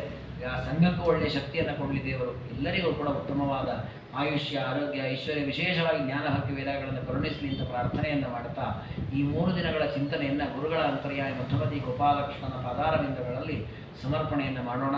ಸರ್ವಗುಣ ಸಂಪೂರ್ಣ ಸರ್ವದೋಷ ವಿವರ್ಜಿತ ಪ್ರಿಯತಾಂ ಪ್ರೀತಯೇವಾಲಂ ವಿಷ್ಣುರ್ಮೇ ಪರಮಸ್ವರೂಪ. ಶ್ರೀಕೃಷ್ಣಾರ್ಪಣಮಸ್ತು. ಮಧ್ವೇಶಾರ್ಪಣಮಸ್ತು.